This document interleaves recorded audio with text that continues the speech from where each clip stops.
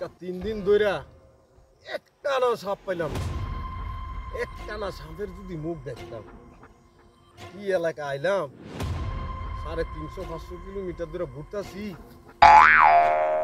ত্রিপুরা রাজ্যে একটা বড় দোয়ার কোনো জঙ্গল নাই। এই জঙ্গলটির মধ্যে আমি ঘুরতাছি, একটা সাপও পাইলাম না। আজকে ধরতেইব, আজকে পারতাম না। আজকে আমার জানা আছে এই এলাকার মধ্যে বড় সাপ আছে, কারণ আমি সেন্ট পাইলেছি। সেন্ট পাইলেছি যে এই এলাকাতে সাপ আছে।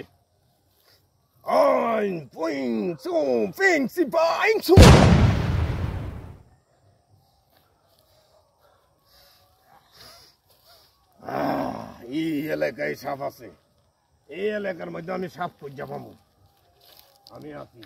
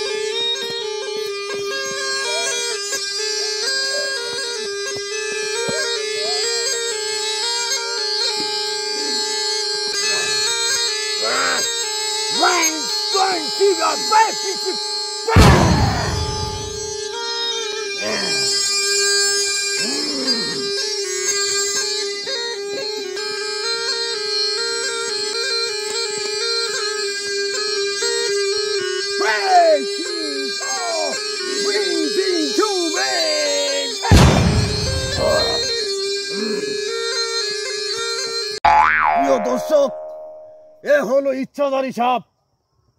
আজকে আমার সামনে পড়ে রয়েছে, মানুষের রূপ ধইরা এই এলাকার মধ্যে রাজ করছে। আজকে তাইনার কিচ্ছা খতম। উনাকে দেখুন, মানুষের রূপ আর জীবনে লইতে দেব না। উনাকে আজকা অন্য পরিণতি বানাইলাম, আসলিয়াত বাইর করে দেব। 1 মিনিট। আজকার পরের থেকে কোনদিন এই এলাকার মধ্যে ইচ্ছাধারী সাপ আমি থাকতে দেব না।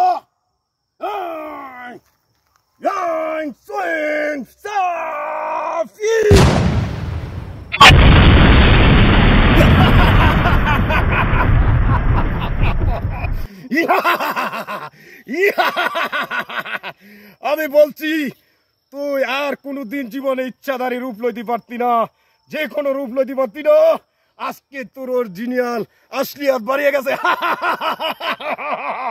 এই যে কাপড় বাড়িয়ে গেছে, শেষ, তোমার খেল খতম। এই সাপুরের হাত থেকে আজ পর্যন্ত কোনো লোক রক্ষা নাই।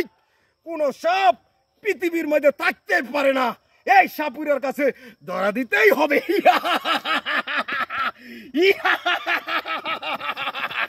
ইয়া